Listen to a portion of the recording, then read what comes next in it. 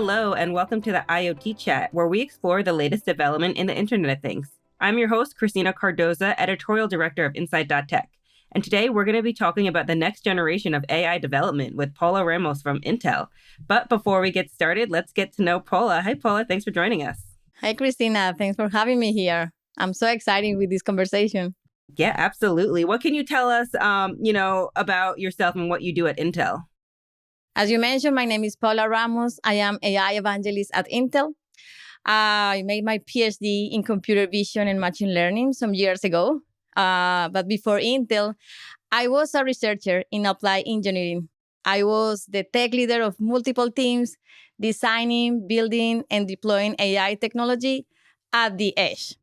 And I have more than 70 years of experience bridging the gap between technology and agriculture. So now at Intel, I am a computer vision and AI advocate. And with my knowledge, I can also bridge the gap between the technology and developers. Awesome. Well, I'm very excited to get into the conversation with you today. We've done a lot of work outside of the podcast together. So I know you have, just a wealth of information in this area. And obviously AI development, that's a big general area that we're talking about. But I sort of wanted to start the last time we spoke and last time, we saw you was at Intel Innovation a couple weeks ago. So wanted to start there. There was a lot that came out of different companies and different industries. So what were you seeing at the event and, even outside of the event, how AI is advancing and, solving these real world problems? That is a great question, Christina, because AI is advancing fast. We can see new things coming every single day. And, we can see also real world problems turning into amazing solutions with AI. So AI has impacted the world for a while. Now, is more awareness that AI for AI. So AI, for example, has helped people to communicate with others using translations. AI can translate text between 100 languages to others. Another great example is a self-driving car system that some vehicles brands are using to control the vehicle steering, acceleration, and braking with the potential to reduce fatalities in traffic accidents. AI also can help doctors to diagnose cancer and develop personalized treatment plans or accelerate the deployment of new drugs and treatments based on the capability that AI must predict the 3D structure of the proteins. AI is helping a lot also farmers to reduce the use of pesticides and herbicides by up to 90%. So AI is helping the humanity to solve their problems faster, making the human race more feasible. Yeah, it's amazing to see, AI advancing and evolving in all of these different industries. Like you said, it's changing every day. And to make some of these, capabilities, actually to make all of these capabilities possible, you really need developers building these solutions, staying on top of the next generation. And not only are AI in different industries evolving every day, but so are the capabilities, solutions, technologies to make it easier and more accessible for developers. It used to be a case where AI developers were a very specialized skill set. Now all developers are expected to have AI, development skills, and the tools are making it easier for them to do so. It's making them more accessible. So I wanted to see what you thought about, the importance of making AI more accessible for developers, what you're seeing in this space, and how, developers can really leverage this, transformation. I think that this is a great question because this resonates a lot with the role that we have as AI evangelists at Intel. We are trying to create more accessible information to developers and how they can accelerate the speed of AI innovation. So basically, for that specific question, I have three thoughts. So the first thing is just recapping that we are talking about make AI easier and more accessible for developers. So the first thing is accelerate the speed of AI innovation. This is super important because the more developers who have access to AI tools, the faster the technology will advance. So by making AI more accessible, we can open up the field of new ideas. and lead the deployment of new innovative solutions. So basically, imagine all things that they can make right now.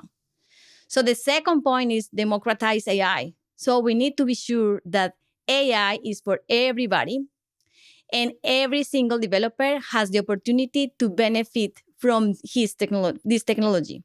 But making AI more accessible, we can help to bridge the gap in this adoption gap.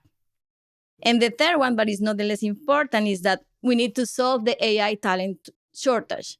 So there are right now, and this is, one of the top jobs that we can find, there are a high demand of AI developers. And we are not enough developers in the world. So there is a shortage of skilled workers to meet the demand.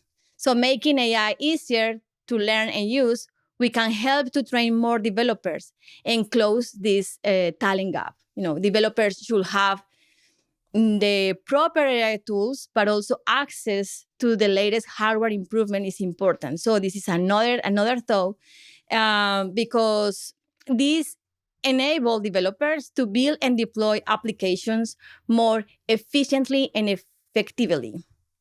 Yeah, absolutely. And like you mentioned, Intel is making a lot of progress in this space to make it possible to democratize AI and give them the tools and the capabilities that they need. Like I mentioned when we caught up at Intel Innovation a few weeks ago, Intel had made a lot of these announcements solving some of these challenges or issues that we're talking about. So can you talk about some of the latest advancements or announcements? What's going on at Intel exactly? What is the tools and the hardware and capabilities you guys have coming out to, address some of these developer concerns? I have a lot of fun at Innovation. That was an amazing event. We have 2 days full of new and exciting things coming from Intel, something that is coming in also in the next months. So, I also was great for me to see, for example, how startups are using the silicon power with the capability of AI to solve real world problems. So personally, I'm so excited with the Intel announcement of the new AI PC. So I had one of those on my hands for showing our generative AI booth, and it showed a great performance. So basically, that new laptop or processor is a new generation. It's Intel Core Ultra processor with GPU incorporated, and also the presence of a new element called NPU, Neural Process Unit. And it's also good to see, how OpenVINO and the inference, you know what OpenVINO is, but maybe listeners need to be more familiar with OpenVINO. So OpenVINO is the inference and deployment framework that Intel has. So, and also has the capability to run OpenVINO in the AI PC. It is really, really good. One of the things that I also realized during the keynote of Pat Gelsinger was that OpenVINO increased the downloads in the past year in 90%. So it is showing us the potential we have at Intel to leverage the AI era. A lot of people is thinking that Intel is just a hardware company, but we are making a great job showing developers how they can easily improve their solutions using frameworks or systems as OpenVINO. And Pat Gelsinger and his team made a great job, an excellent job on a stage. So we saw Llama 2, a chatbot, a LLM model, running in an AI PC locally in Windows machine. So he did run generative AI chatbots locally instead of send that data out to the cloud. It is more secure if we allow users to utilize AI without internet connection. For sure, we have a lot of security reasons to do that. And another thing that also was fun to me was using the also generative AI in the keynote when Pat and his team were able to generate a song in the style of Taylor Swift. So it seems that Pat is a Swifter. Yeah, and just looking at OpenVINO and the, just the awareness and the how it was brought to the forefront at Intel Innovation really highlights, how important AI has come to all industries. OpenVINO is an AI toolkit. I believe it just celebrated its fifth anniversary. But a couple of years ago at Innovation, we weren't hearing much about OpenVINO, and now it's everywhere. Everybody's using it. And like you said in the keynote, we saw different examples of how OpenVINO is being used like in the fitting room experience with FitMatch and things like that. You mentioned generative AI. I know OpenVINO is keeping on top of all the trends. Obviously, generative AI is a hot topic these days, and OpenVINO came out with its latest release with generative AI capabilities. So, how are you seeing? What's the best way for the listeners who haven't dabbled in OpenVINO yet, or for ones that want to take their AI development efforts even further? How are you seeing them use OpenVINO? What's the role of OpenVINO in their AI development efforts? And what are just some other interesting use cases you see partners in the ecosystem leveraging this toolkit? So I think, OpenVINO, as I mentioned before, and also you mentioned that, is the inference and deployment toolkit that Intel provides to developers on client and edge platforms. With OpenVINO, Intel is making AI more accessible. So you can optimize neural network inference across multiple hardware platforms. And OpenVINO is powering AI at the edge. And an evidence of that is that what I mentioned before, that we can see that the developer downloads have increased in 90% in the past year. We can see, that OpenVINO makes generative AI more accessible. We are solving the real pain points to developers.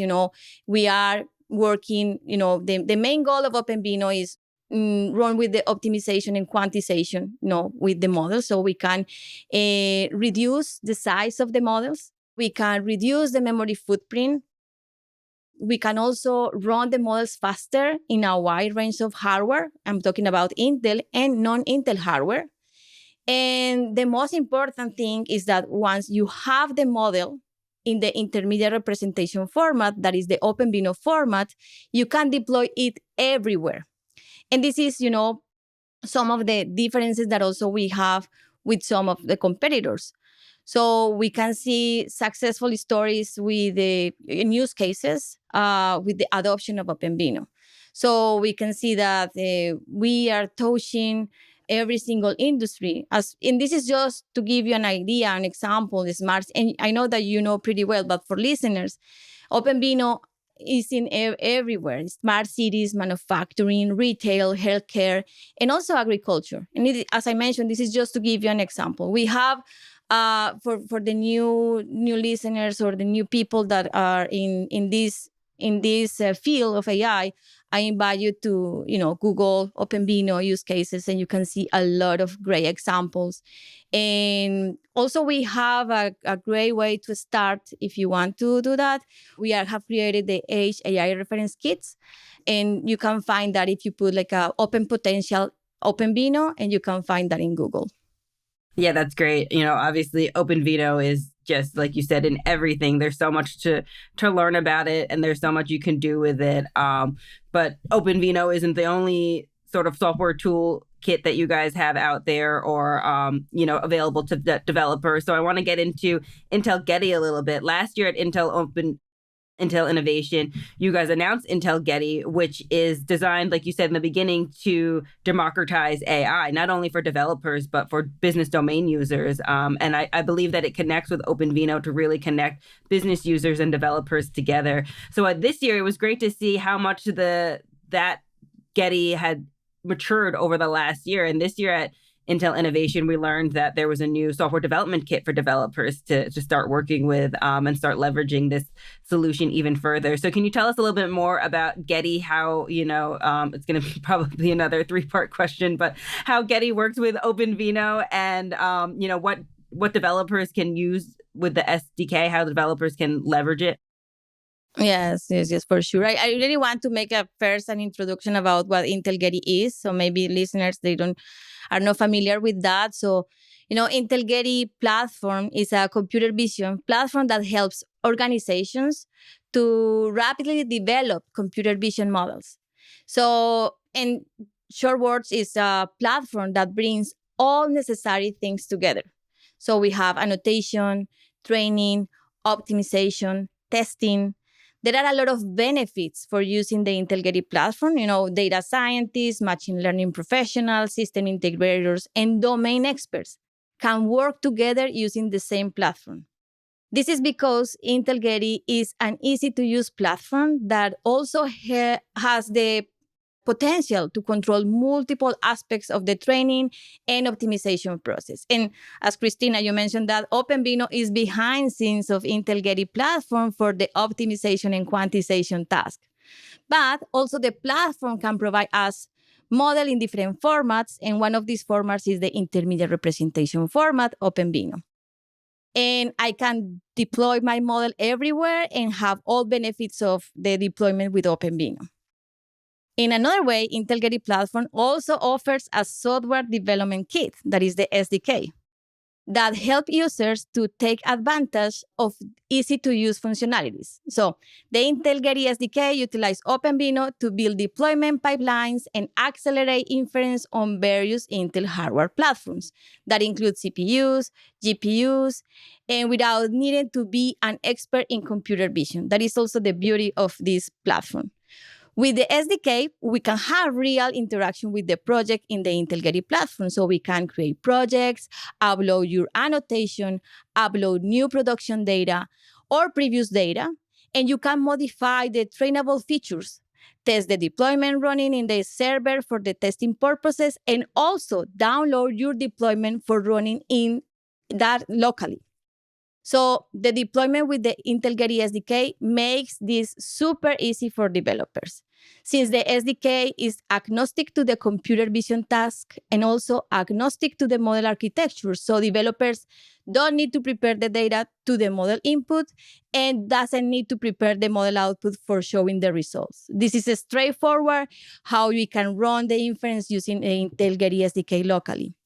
So we have the advantage to use also SDK with the OpenVINO model server.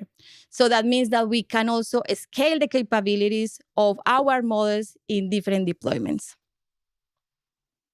I'm so excited. I'm so excited with Intel Geti. Yeah, no, absolutely. And with Intel Geti, OpenVINO, and all of the, improvements in the Intel hardware that is coming out, you guys have really, created an end-to-end solution, not only for developers, for businesses to make all of this happen and make it, this next generation of AI solutions and use cases possible. Now, we've been talking about, making it accessible and democratizing AI for developers. Mostly in a general sense. I want to dig down a little bit further, in a specific area that you have done a lot of work in, and that's, empowering women to get into the AI field. And you've done a lot of work in this, and I've seen interviews that you've had about this topic. So I'm curious, why are you so passionate about this initiative? And, can you tell us anything about how we can get women more involved, why it's important to, and what are some of the challenges or the barriers that they face getting into the AI space?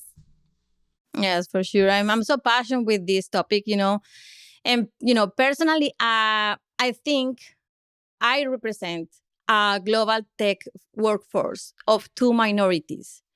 The first minority is women in tech or in AI, and the second is Latin women in tech. So we can interpret tech, as also artificial intelligence or engineer, in general. But just take a look of this statistic, and I see maybe you can see also why I can see this is important.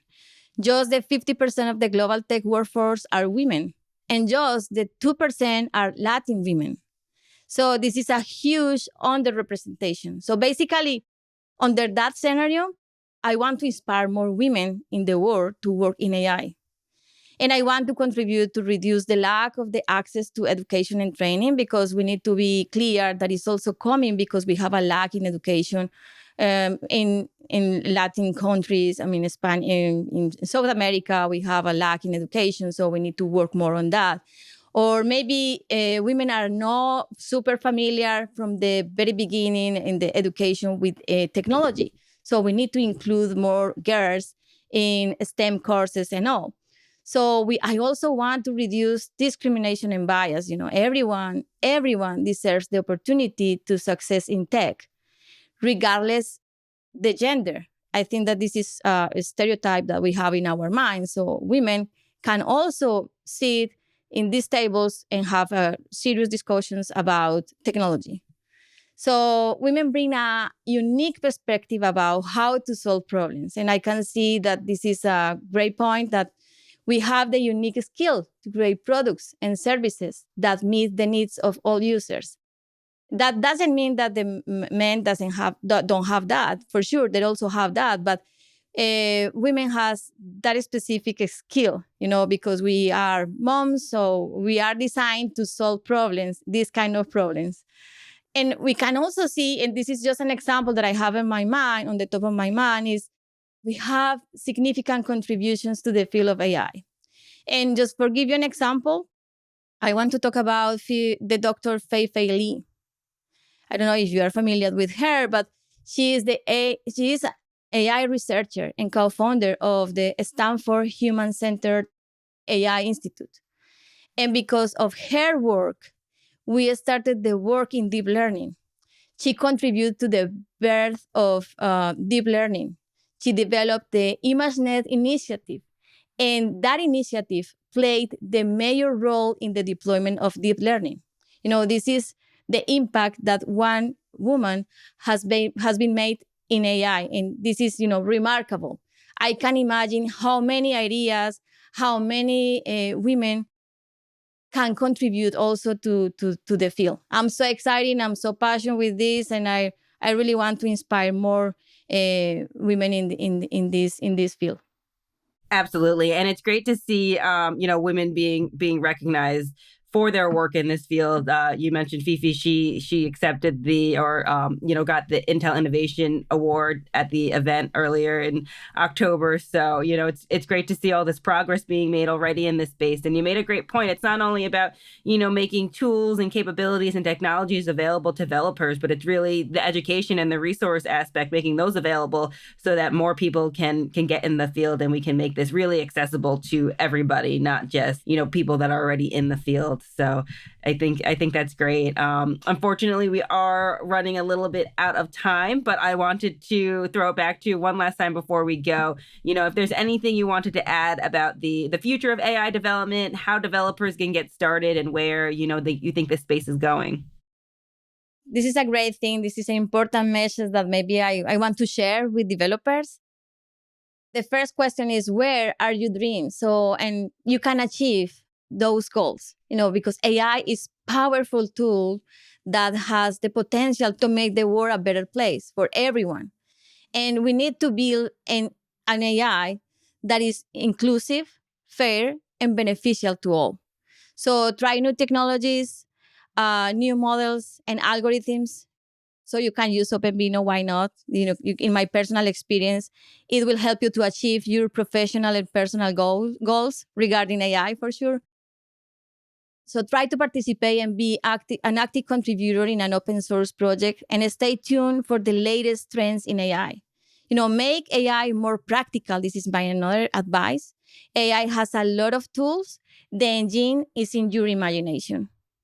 That's all, Christina. I'm glad that you invite me. That was super fun. And I hope that listeners can find this also helpful for their career and in AI in general. Thank you, Christina.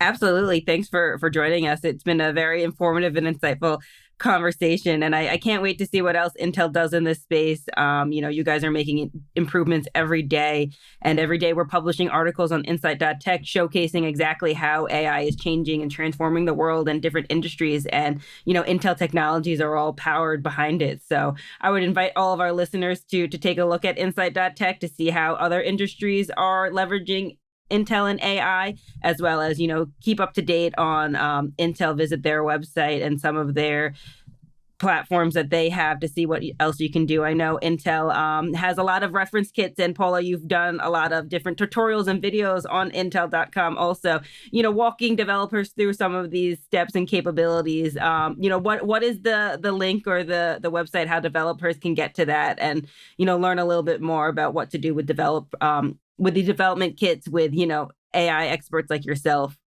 Yes, you can find that if you put in Google Open Potential Intel, OpenVINO, you can find the link. Or also, we can share the link maybe in the description of this podcast. And you can start from scratch. So if you are not familiar with AI, also you can start from scratch, developing different kind of solutions for smart manufacturing, retail, and more. So more things are coming to that space. We are trying to create tutorials.